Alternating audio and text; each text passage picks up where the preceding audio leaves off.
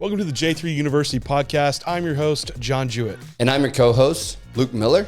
Our mission is to elevate the physique coaching standard and deliver the highest level of competitors to the stage. Let's jump into today's episode.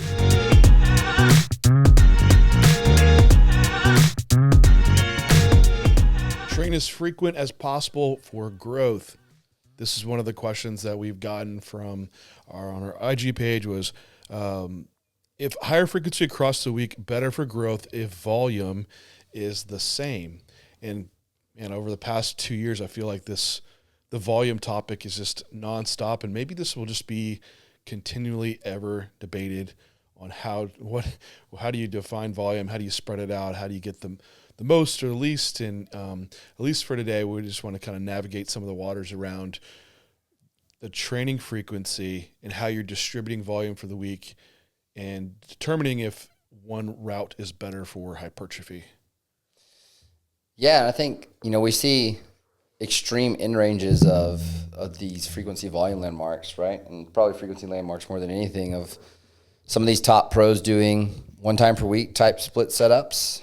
And then, even some people who have significant muscle tissue doing something like full body. Like when we were in Dubai, the owner of Dungeon, he trains on like that full body every day split and just kind of hits those landmarks across a week.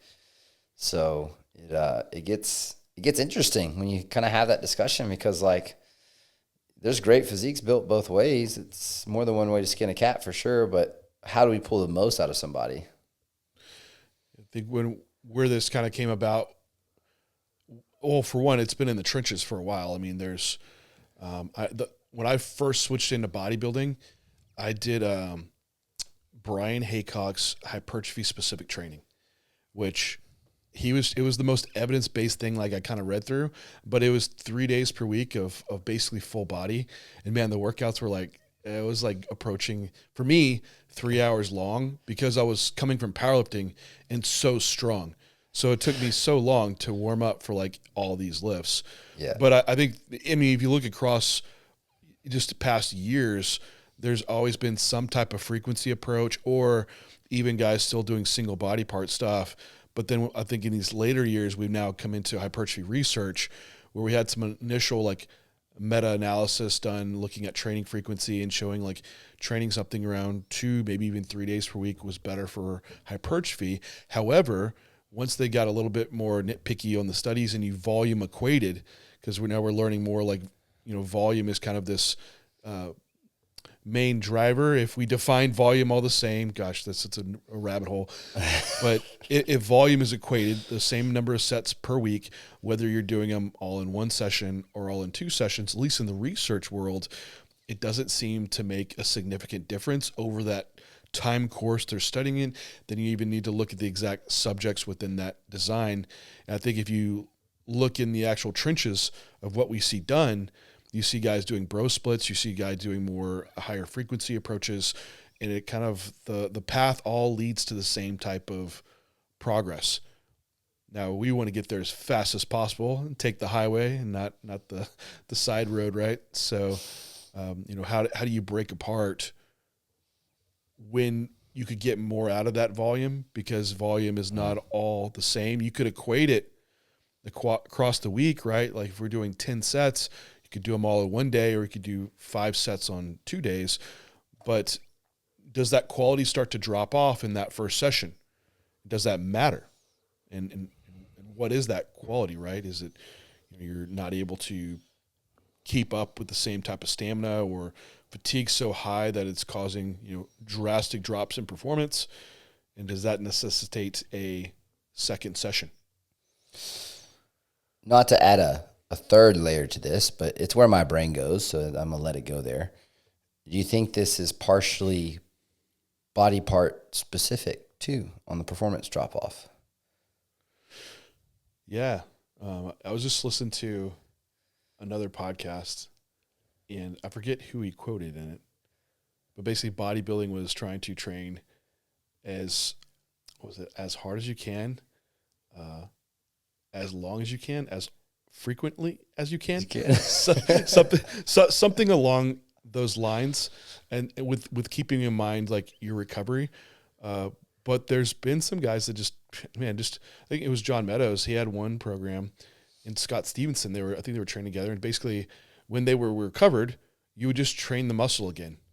So that's almost the best way to kind of give you some ideas around your recoverability and what it was from that past session you just did, whether it's maybe quads or side delts. But I mean, I'll tell you right now, you do 10 sets of quads versus 10 sets of side delts.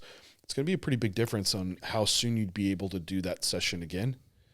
And I do think it is body part specific. And I think you have to consider the amounts of different ranges you need to hit in patterns for that muscle group in a session, right? Because if you do a lateral raise for a side delt, how many other different exercises do you need in that day to stimulate different fiber arrangements or patterns, right? It's like you don't really need anything. And so how many sets do you need of that till you're like, man, that muscle is pretty fried? For a beginner, that's probably earlier on, then it probably moves up a bit as you're more advanced to some point where you're just not getting anything else out of it. So I think that's when you see the point of like drastic drop in performance, like the muscle's full blown pump. There's nothing else coming out of it. You're like, all right, that's kind of like the end point for the day. There's plenty of stimulus there. And then you'll probably be able to train that side delt again in 2 to even 3 days. Yeah. That's where the frequency discussion for me becomes pretty variable, because the quality of the work done tells you a lot about the frequency metric the individual can handle. And so like I typically look for red flags in this. So someone who is ready for a leg session, 2 or 3 days after they would have had a leg session already, let's say like quad specific work specifically, that is going to concern me from a quality metric that's not carrying over. And so when we start to look at frequency across the board, like just kind of general statements and how we tend to set up program design, on the average, I tend to lean towards twice per week, just because the quality metric is what I'm trying to pull the most out of these individuals of, 5 sets on one day and 5 sets on the second. Those second 5 sets done earlier on in the second day is going to be a lot higher performance-wise than it would be earlier on. This is not anything new. But what I will say is for body parts that are smaller, I tend to break it up more because that quality metric doesn't drop off with the higher frequency.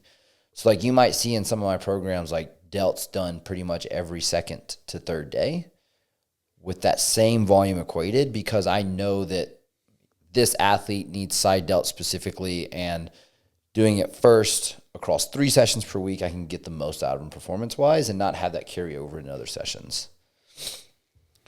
I think if you're listening to that too, it's also depends on what do you need, right? So yeah, if you need delts and you're not getting a lot out of those few sets, you need to maybe you do need to increase the sets a bit, and maybe that means training it more frequently. However, someone else with massive delts, they'll probably get a lot more stimulus out of that same set than someone that has a really hard time growing that body part.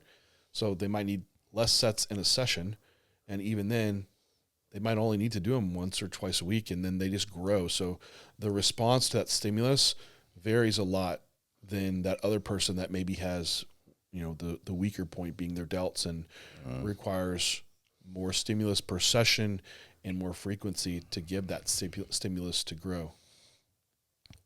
Yeah, 100%. And that's kind of where you have to then overlay the experience of the athlete in that and start to pull out why you see people still make so much physique progress with these lower frequency body part or lower frequency split setups. So a lot of those guys are high level pros that are already pulling so much out of each set that they're doing that it really doesn't take too much more higher frequency stimulus unless they're bringing up a lacking body part, in my opinion. Yeah, it's, I think it was James Krieger. He has his analysis on like weightology where he's looking at there's maybe a minimum threshold of amount of sets per week needed to cause enough stimulus for an adaptation, right? So for a beginner, that's probably pretty low. Maybe it is 1 or 2 sets, but as you get more advanced, that's just maybe not cut it as much. You might need a little bit more. So, if you had someone doing 6 sets per week, if you did one set over 6 days, does that mean the same as doing 6 sets in one session? And maybe that one set just isn't meeting that threshold anymore to cause enough stimulus for the adaptation. So there probably is, as you get more advanced, you need to do enough in a session. And I kind of lean more into that of like, keep building up the session volume within it until it's pushing the bounds of being too much. And you see that like gym performance drop off. Then you move that volume into your next session to keep that stimulus up high. But at least we know in one session you adequately check the box of getting enough stimulus to occur. And I think just looking anecdotally, like we look at the guys that stay on kind of the bro split once a week body part, they make tremendous progress. And for sure they're checking the box of, hey, enough was done in one session. I think kind of the con to that is that there is a point where so much muscle damage could occur to where it could limit the adaptation to hypertrophy. And you can only recover from so much, even though you have another 7 days before you train that body part again. So there is like some positive takeaway from the once per week training, but I think that's kind of the negative side of it too. So how much do you really need in that session before you might be limiting your hypertrophy adaptations? And are those going to last for a whole week after one session? It's likely not. It's likely within that 3 to 4 day period. I think that's probably going to max you out. So it's where you find that middle ground to bring it back down to where it's not so much volume in the session, but also not too little either. So just more frequency doesn't always mean it's going to be better. There's also a client schedule management portion of frequency that I think needs to be considered in this conversation, where we obviously assume a client can be adherent, right? But typically higher frequency programs, so things that cover more body parts per session, are a little bit easier to adhere to than these things that break it up quite a bit, because people with extremely busy schedules will miss a session or miss 2 sessions, or maybe they only have 4 days per week available to train, and it kind of forces the hand of the frequency. And so I've actually done this quite a bit recently with people that I coach that have coaching businesses taking off, where I've dialed their programming back into 4 days per week of training, with that frequency metric being extremely high, where if they can get a 5th session that week, it's great, but the majority of weeks they're training 4 days per week and hitting those landmarks across 4 sessions. But now the frequency across those 4 days has to be really high to do that. And so it actually could be a tool to increase adherence to hitting landmarks if you are dealing with people that run extremely busy schedules. Are you doing like push-pull legs and the 4th session is like an upper session, or do those days just rotate, like upper, lower, upper, lower? Yeah, so person dependent. I tend to lean towards PPL auxiliary. So like the auxiliary day being the body part they need the most of, plus making up any landmarks that we might need from the other body parts.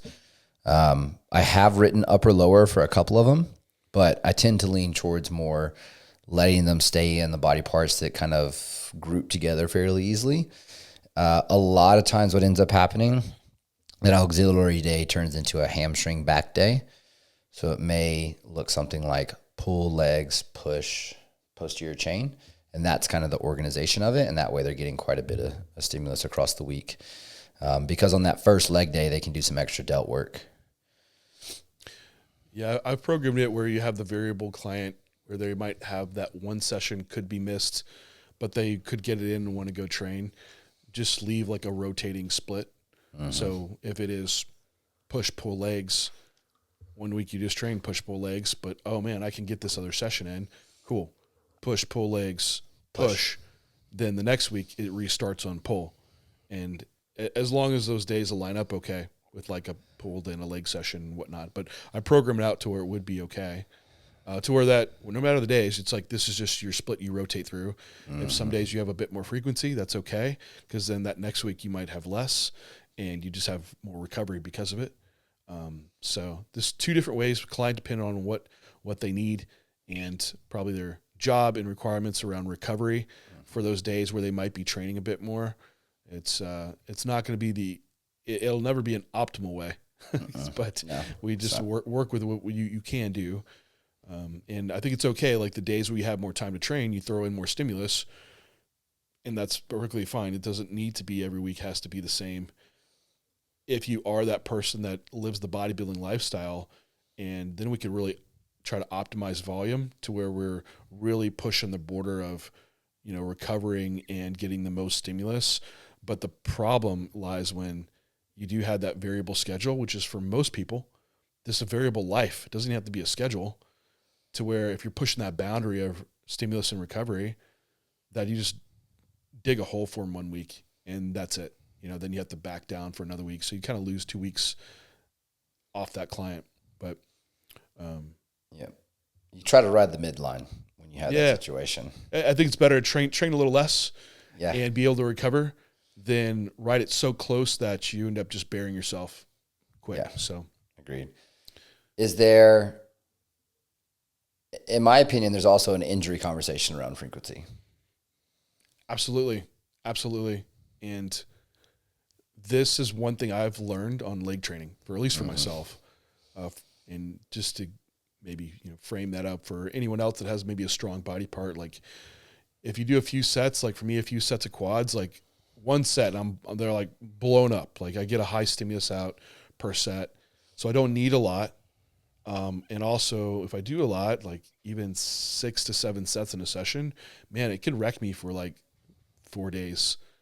And if I try to hit that session again, like twice a week, that's when I've gotten injuries because I just cannot recover the same way from that, and just past experiences with leg training and limitations. So if you have that body part that just really grows well, it doesn't take a lot, the repetitiveness can be more problematic than the lower frequency approach and just doing more in one day. So if I want to bring out quads more, man, I would just trash them one day and then give myself the entire week to actually recover, because it's harder, especially advanced and being stronger, for how long it takes to warm up.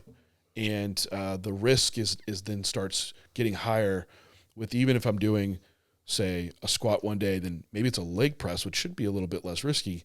Even then, it's still like more repetitive connective tissue loading. That is what causes me to have recurrent issues. It's something I've thought about, like if I ever toyed with the idea of like doing it one last time, of like what would that frequency metric be of like the programs. Like, 'cause right now I just like upper lower, get it in when you can. Like if I can get 3 days, great, but if not, like whatever. I think I would do full body to start, to reintroduce, because the frequency at which I could train is variable, and so I could guarantee that I'm providing a stimulus to all body parts every week. And so like that's like the schedule side of it, but on the injury side of it, that concerns me with my knee because of the knee injuries that I've had in the past. And so like I'm thinking about how my knee would hold up for that, and it's just, these are the things that you have to go through when you're looking at frequency within individuals. Is it's not one way to organize frequency for a training program. It's relative to the variables that client has in play. And that optimal, as we've pointed out in various different episodes, is adherence and consistency across the long haul, because they're going to get more out of that than kicking themselves for missing a session or for not being able to do a pattern because they're injured or whatever that may be. And then that's where we can start to play with frequency as a metric of volume that pulls the most out of that athlete. Yeah, it's there's nothing special about the frequency, I would say. It's just a way you're organizing your volume, and volume being the most important aspect. So if you're getting enough in a session, you can recover from it, then that's pretty solid. And when you feel like you're recovered, you train that again. And that in turn just kind of lets you find that organization of your volume that's going to allow you to give enough stimulus and still be able to recover from the next session. And we get these questions all the time about what kind of split should I do if I want to bring up X body part? And it's not the right question. It's, look at currently, what are you currently doing and how you're growing, for one. Then do you need to do more? And how would we organize that now for the week? And then that would then dictate the split design. For many people, you might not need to change anything. might just need to reorganize within session volume, which is another aspect, right? Like bring some volume up earlier in the session to get better quality, or a lot of times just lift better, and that will improve the quality of your sets, and you don't necessarily need any more volume. But to go back around to the actual question, does higher frequency lead to greater hypertrophy if volume is equated? And it depends, right? It depends. And that's just the honest answer, which no one is going to like, because it truly is nuanced. Like Luke and I kind of went into all the different aspects around this and the variables that could weigh into how frequently you'd be training. And just anecdotally, we see like both can work really well. It just depends how it's set up. There's pros and cons to each one. And along your, from being a beginner to experienced athlete, it's going to vary too. So yeah, it truly does depend. But at least if you looked at a few research studies, it's like, oh yeah, it doesn't matter. But we know it is more nuanced than that. And I would, as a bodybuilder, looking to get the most stimulus in a session and be able to recover and train again as frequently as I would be able to do so, to grow as fast as possible. So if you kind of adhere around that thought process, you will eventually find where your volume, landmarks would be, and to be able to do that over at least a good chunk of time without needing to deload or fall apart, leads you to what you're going to find is the program that aligns best for you.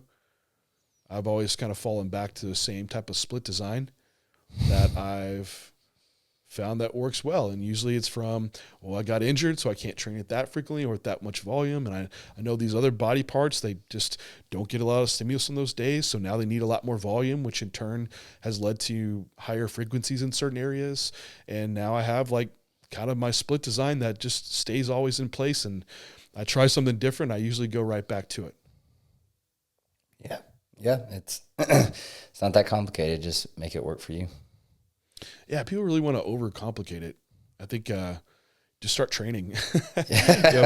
Find something reasonable, train, and just be introspective. And that's why I think the logbook is going to be so important too. It's going to be your best metric if you're getting enough stimulus in a session and if you're recovering. So if you feel amazing and your lifts aren't moving up, you probably do need to do a bit more. If you feel terrible going into your next training session, your lifts aren't improving, you might have done too much.